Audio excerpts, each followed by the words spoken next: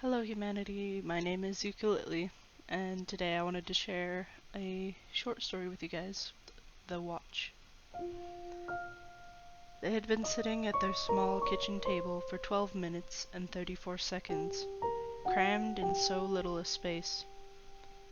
They both sat thoughtfully, him with his elbows on the table, fingers laced in front of his mouth, and her with her hands folded on the tabletop. She tried to sit tall and composed, but felt she was curving into herself. They stared at the watch in the center of the table as the tiny hands told them every moment that passed. Their hearts thudded out their own internal clocks. She jerked forward, grabbing the watch, then leaning across the table to grab his left wrist, she attempted to struggle it on. She gasped as he ripped his hand free, took the watch, and smacked it back down in the center. She looked stunned briefly as she inspected the watch with her eyes, then turned teary-eyed and slumped forward, giving up quickly. They both jumped when the neighbor in the apartment above them pounded the floor, followed by yelling and something glass shattering. She shot a look at the plain white vase with dead flowers on the counter, but let out a sigh as they both settled into the barely inaudible feud above. He leaned forward when her shoulders started to shake, and took her hand. She looked up as he rubbed his thumb on the back of her hand, sniffling as he eased a smile. Again she looked at the watch and his bare wrist on the table, but she nodded with a sigh. It was his decision. He stood, gently prompting her to stand with him, pulling her into his arms. She hid her face from the world, wrapped in his scent, wondering how long this sense of safety in his arms would last. The argument above ended with a door slamming. They were left with the ticking of a tiny clock that neither wanted to acknowledge. He pushed her away lightly, and she saw in his eyes a determination. He gingerly took the watch in his hand, turning it over to read the inscription on the back, which no one else ever read. They weren't brave enough to dare.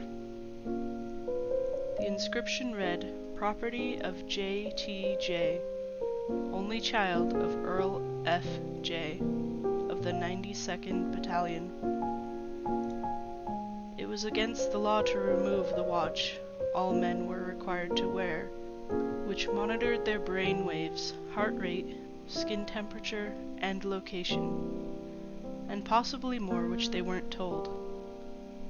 It could also help to identify the body of an innocent bystander caught in the crosshairs.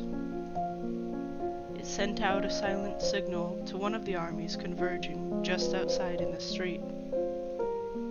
He knew not to open their thick curtains, which kept the room dark and sweltering, or they may become another mark for the snipers. He saw the tiny yellow light fading steadily on and off. It was the only warning they would receive. His eyes asked hers, and she gave a hesitant nod, willing him to do it. So he threw the watch to the ground and crushed it under his boot. The little hand struggled for a millisecond, then stopped forever. She felt like crying again, but this time she was happy. They exchanged a fierce kiss and looked to the front door. The hollow air made its own hollow ticking, telling them that time kept going. After what felt like hours, they left their broken timekeeper and burst through the front door. They ran, hand in hand, as fast as their mortal bodies would allow, leaving an invisible trail from the thick, clear fumes, which could linger for months until deactivated. It was as if their wings had finally unfurled, stretching out as far as they could, hoping to escape the sirens. That was when the machine gun began firing, while the sirens wailed in mourning of the loss of two, still so young. Their last breaths drifted on the quiet wasteland wind, like their proverbial scattered and fallen feathers.